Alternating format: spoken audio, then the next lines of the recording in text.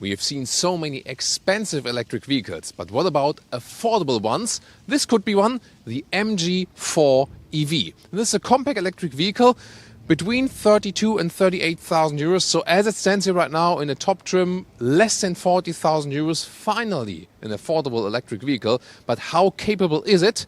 How good is it? Is it actually even better than the competition? Although it's some point, like 5, 6, 7,000 euros cheaper than comparable competition models. We'll find out more here with Thomas on Autogefuehl for you. Let's go. Big microphone time today against the background noises for the best sound experience for you guys. Here, look at that. MG logo. Don't we know that? Yes, we know that it's a former British brand. The Chinese have bought it. Who's behind it? It's SAIC. And they also have this joint venture, SAIC Volkswagen in China. This is one of two VW joint ventures. The other one is FAW Volkswagen.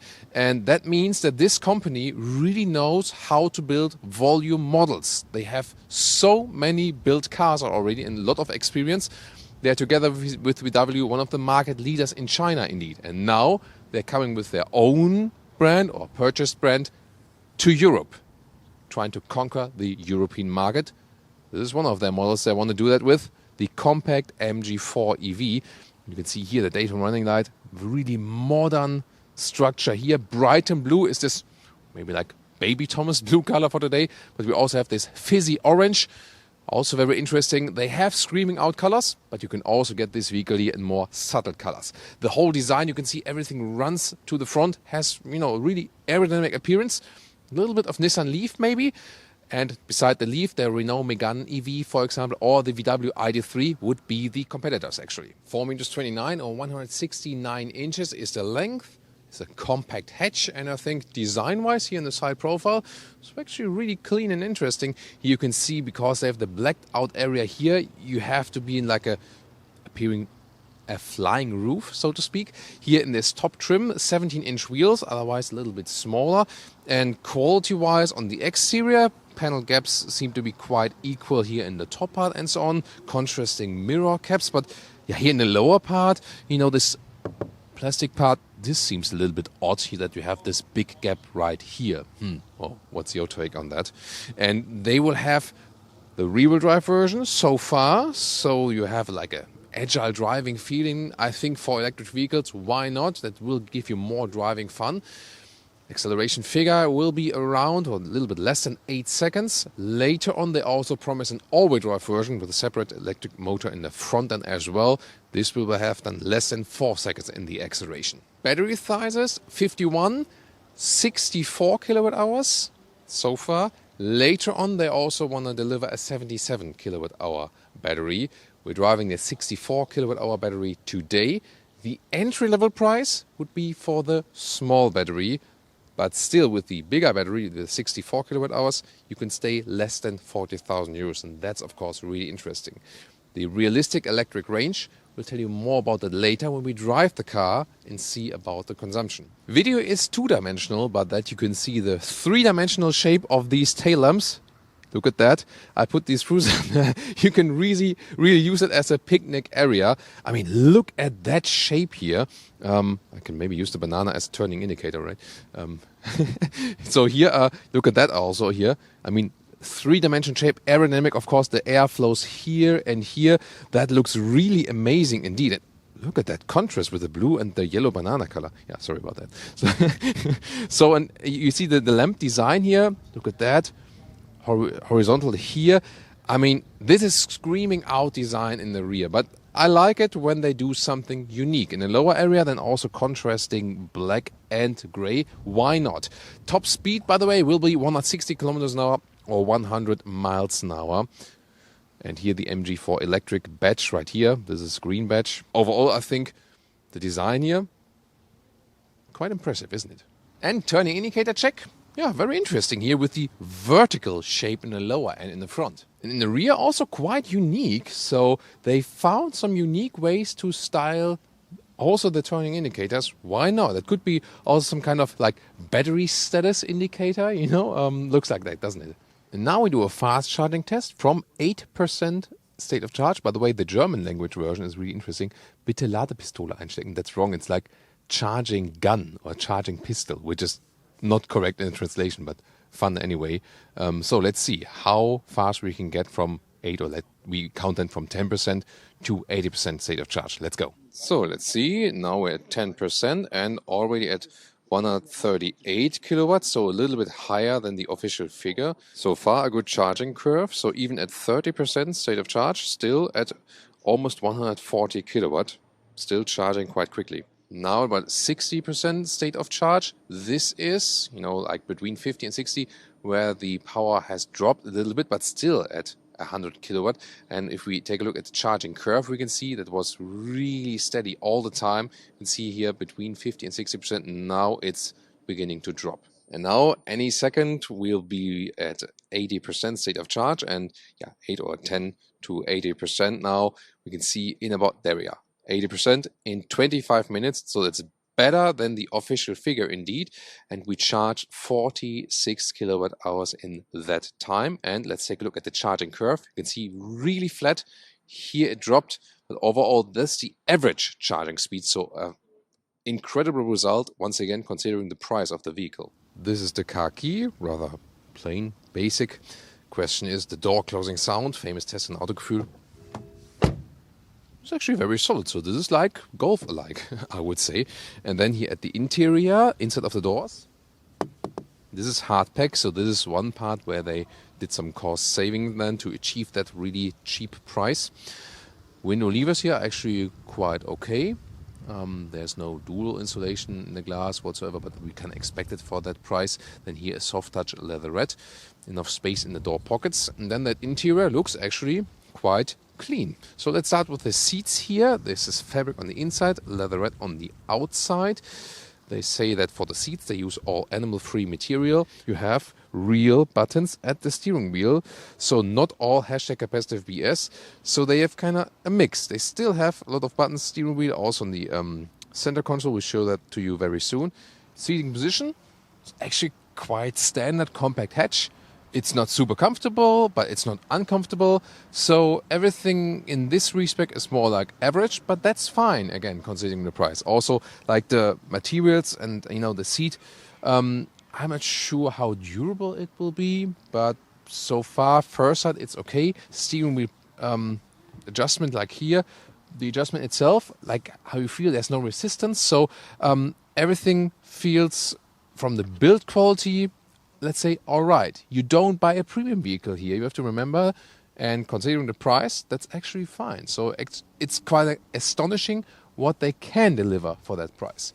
Headroom here in the front with 189 or 6'2", no problem. So for tall Ls in the front, this is indeed comparable with an impression you get maybe like in the Renault Megane E-Tech. Interior overview, really clean design, 7-inch on the left, 10.25-inch screen on the right. Soft touch is this area right here. And zoom more details to the screens. Really interesting is that here the gear selector, they have it with this, turning, reverse, drive. So this is an easy solution. Inductive charging pad right here. The rear view camera, however, when you put it in reverse, this is kind of weird, like really weird format. You cannot really see that. It's too narrow, that angle there, definitely. But other than that, back again to the park mode, and then you have this kind of like this flying console, and underneath you have the connection in USB-A or USB-C for your smartphone. Apple CarPlay, Android Auto is standard actually, but wired. But it's good that they have it standard. Cup holders and a lot of space here. You can also close this area if you like. And then you have this middle armrest with a very leatherette surfaces. You are quite well attached. Everything more like basic materials, but once again, keep in mind the price. They have an interesting solution here for the control at the steering wheel. For example, this is here the volume adjustment then from the steering wheel, so for the music. But when you press the hotkey button, you can program that yourself. Then it changes and it is the climate control. And then on the right side, you can see here how with up and down pressing on the steering wheel, I can change the temperature. And with left and right, I can change the vent strength. And by that way, I don't have buttons here, which I would miss. But since I can control it on the steering wheel, it's actually an interesting solution. Why not? volume button are still here at the infotainment system. So this is another solution than, for example, for the passenger seat. And they have also a nice clicking sound. This is a home hotkey. The infotainment software is very slow. That's the downside. However, the overview is quite okay. But you can see here, it's not that responsive. Takes some time. Yeah, most of the time you will probably use Apple CarPlay or Android Auto anyways. This is always here a hotkey then for the climate unit to put it on or off. It's also actually an easy solution. And then it's also interesting, we can change the driving modes. For example, the throttle input is changing in sport mode also. You can also change it at the steering wheel, for example. And here you can change the recuperation modes if you more want a like one pedal driving feeling, or if you want, for example, this adaptive that it's sometimes when the car is in front of you goes regenerative braking. When there's freeway, it does not do it. MG Pilot, this is how they call their assistance systems. They have everything on board. Actually, you can also deactivate it then in here, and also how, you know, strong they should work. Interesting also as for the preconditioning of the battery. It's not bound actually that you have it in the GPS when you have a charging station. You can indeed activate it right here. When you know you're going to fast charge very soon, then you just activate it here, and then your battery is preconditioned, depending, of course, not in 1 minute, but maybe like in 10-15 minutes. Yeah, and we were missing the CarPlay or Android Auto integration. Looks like this, and the interesting thing here is that the sound system here in that luxury trim level is actually really good. A great sound indeed, at least here in this high trim. Instruments are kept simple. Speed, you can see here, I can also adjust the distance for the cars at the steering wheel here for the adaptive cruise control. And on the right side, you can also choose if you want to have some consumption figures here, for example, or if you want some basic GPS information and so on. Or here also change the brightness level of the screen, for example. What I also like is here left next to the steering wheel a no BS approach to change the side mirrors left and right. So yeah, I don't want to control the mirrors in the infotainment system. This is just an easy, straightforward solution. You know, I applaud them for that. Rear seating area. By the way, the door closing sound of the rear doors is actually quite solid. Here instead of the doors, also hard pack. This is then soft touch leatherette here. And you also have the real, you know, switches here.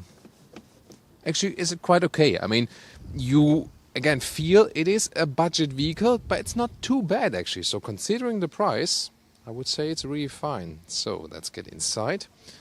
And this is the seat as I would be driving, so that gets close. As for the legroom, so for 4 really tall adults, maybe not the ideal thing, but for shorter trips you can live with that. The comfort itself, I mean, the seats are actually quite soft actually. They don't give you much support, and you kind of sink in a little bit. I'm showing that here with that seating area. Yeah, that maybe could be a little bit more supportive. You also have ISOFIX here for the rear seats. And another thing where you realize this is more a budget vehicle is like the mechanism here for folding the seats. It's only possible here. And yeah, this, I mean, these are early production vehicles, and they said that more things will be improved. Let's see if this one will be one of the parts. But yeah, again, this has a very, very attractive price considering also the competition. And I think quality-wise, it's not so much worse than the competition. But here and there, you feel, yeah, okay, that's where they saved some money. But again, when you pay really like substantial couple of €1,000 less than, I think is something you can live with. And then headroom. That's actually fine for tall adults, and you can see here when, for example, the passenger seat here in the front is not moved all the way back, like when I'm driving. Yeah, sorry for that. Then, well, with 3 tall adults, it's actually fine to drive. And does it have a frunk? Da-da. No, it does not have a frunk whatsoever. However, what it does feature is a heat pump, at least in the higher trim level. So you have to pay for that, basically. More interesting elements here on top of the rear lamps, by the way. You can, for example, see them when opening the trunk. And it has 350 liters of capacity. Let's see how usable it is. You can see here this cabin trolley fits in a vertical way. That's actually quite cool. The width here, when you take the inner area, so not with, like without these, the inner area is less than 1 meter or 40 inches actually, and the length here, standard length, is 75 centimeters or 29 inches. However, what's really interesting when we take out the luggage right here, first of all, you can fold the bench, of course, in a 2/3, 1/3 split. Then it's there, where much longer. And you can see here, you can lift that one up. And this is a nice solution for 2 charging cables. Quite clean solution. Yeah, if you use these boxes and always take them out and put them in again, that's of course a different question. But overall, considering the size of the vehicle, it's well usable. All right, let's start this right here at Thomas's Driving Lounge with the MG4 EV. And we'll start here in the city because this will be the primary use of this vehicle. Some city traffic. How good is it actually here? 17-inch wheels, standard suspension is mounted. However, we have Multilink in the rear, so that's actually good for the whole comfort. And here at the traffic light, some nice acceleration here, so that rear-wheel drive is giving us a good boost. And of course, the electric vehicles, they always have instant torque, and that's why you always have very good acceleration, especially from the traffic light. Steering here is really precise. Also, when you do some slight movements with the steering, the car is actually reacting. Let's see here a lane change, and it still feels actually quite natural. So at the moment, I haven't set it to the strongest recuperation. We can have this hotkey here, where we can also change the driving modes. For example, this is then how the throttle is actually reacting. And then we can also take a look at the recuperation modes, driving. So there is strong adaptive now in the sports mode. So it also changes then together with the driving mode. So when I'm in sport mode, for example, it also switches then to strong. Let's see, when I'm accelerating, turning indicator sounds a little bit like in an echo area or something, right? So yeah, maybe they could fine tune that. So when this traffic light jumps to green, I have some acceleration out of the corner actually. And let's see how that one goes. Interesting. Also, there we go.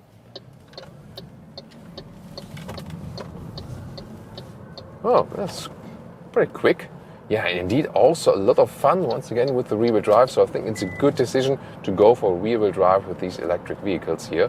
Sport mode indeed. Does it change something from the steering? Normal mode? Not really, but the throttle input is a little bit different. Here, when I'm going off the throttle, it's not the super strong deceleration indeed. Let's change that. Let's go weak. Yeah, this is more than rolling, medium, slight recuperation, strong. This is strong, yeah. So when you're more trying to go towards a one-pedal driving feeling, then adaptive. Let's see how that one works out. Let's try on the right side still. So here, now one in front of me, not that strong acceleration. Now I'm getting closer. That didn't work too well actually. So when I have other vehicles with adaptive recuperation, it's that they have stronger recuperation when there's a car then in front of you. So yeah, that wasn't that convincing actually. So when I'm switching back to the Apple CarPlay, let's see how that works out. So it always depends on how good the car is to be controlled while driving. Let's see here, Google Maps, scan here.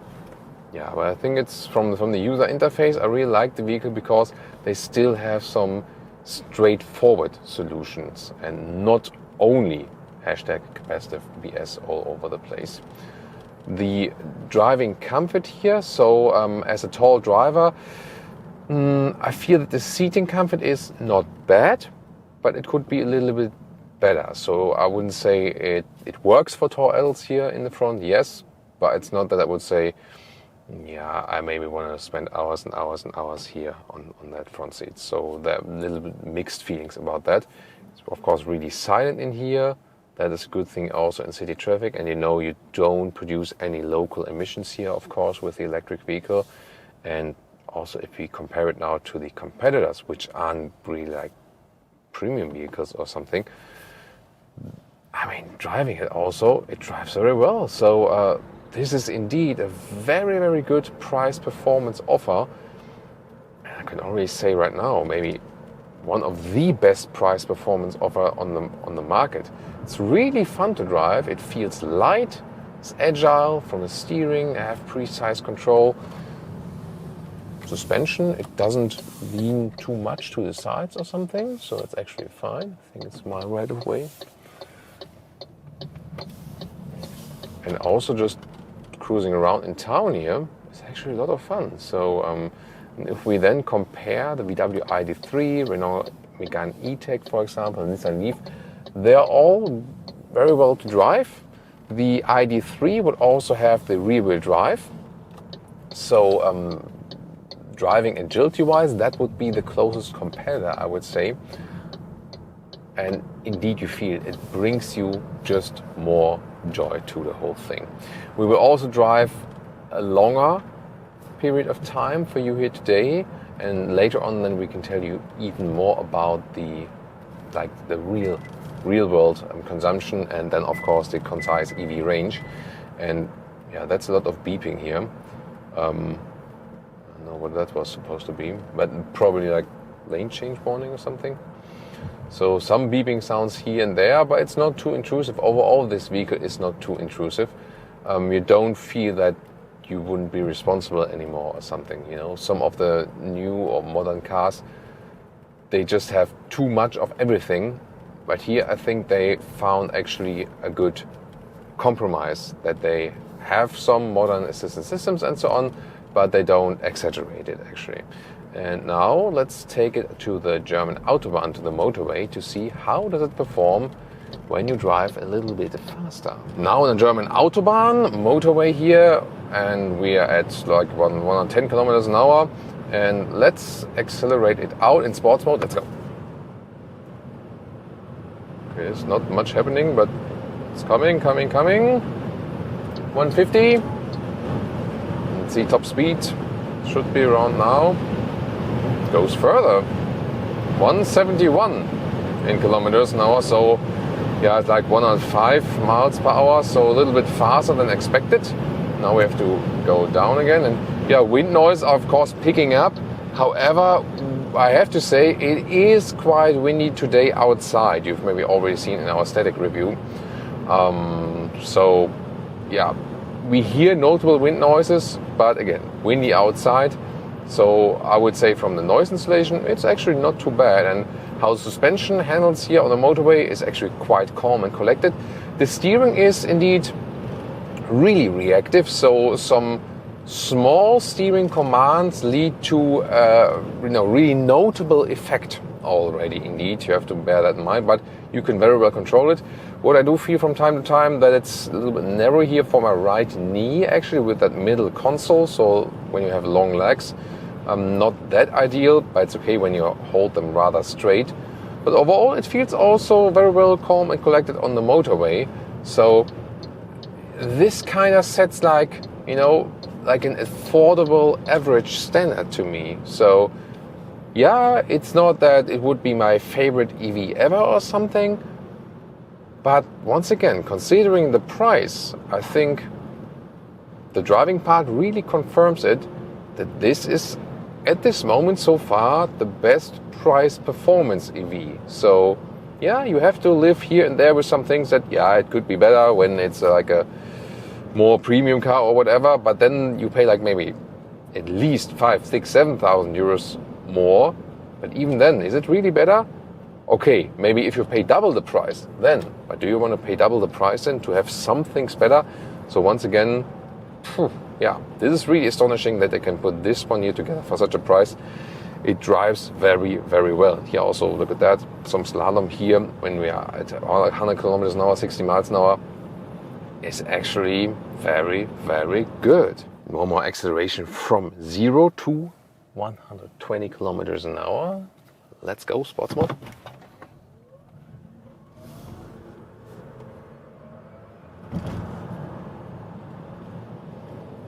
Block 100 and 120. Yeah, so you see from 0 it's actually quite cool, and that's also the crucial thing then for lower speed or city driving and so on. Yeah, why not? And again, it feels really nice and sporty, lane changing here. It's a lot of fun. So all the hardware components feel very well made together. Some look at the assistance systems. We have the blind spot monitor. There we go. No additional acoustic warning though when I use the indicator then. And it appears rather late, so when the car is exactly in the blind spot, but not before. Maybe like an earlier recognition would be better. And here the cruise control, adaptive cruise control, I set here at the steering wheel then, up and down with the speed. And the distance to the car in front of me also pretty solid. Just the lane keeping assist. When I activate that one, let's see. There it intervenes actually. It's like the emergency lane keeping assist. Sometimes I felt that the lane keeping assist was a little bit annoying, and it didn't react too fast. At the same time, it does react in some situations where it maybe should not react. So yeah, not a fan of the lane keeping assist, but in that case then I would deactivate that. The rest of the assistance systems also work very well. And now look at our consumption for today. 15.6 kilowatt hours on 100 kilometers. That's really efficient. That is around 4 miles per kilowatt hour in that unit. And what does it mean for the real world range? Really excellent figures. 410 kilometers of range here, or 260 miles. That's excellent for this 64 kilowatt hour net battery. And if you then would imagine you would put the later coming 77 kilowatt hour battery in this one here, with the same consumption, or let's say almost equal. Maybe when you have the overdrive version a little bit less, but with that bigger battery, at that kind of efficiency, it would be even then 500 kilometers or 300 miles of range. So it also ticks the efficiency box. And then we can just really say, at that price, for that range, hardly without any competition. You have to pay more for the VW ID.3 or the Renault Megane E-Tech.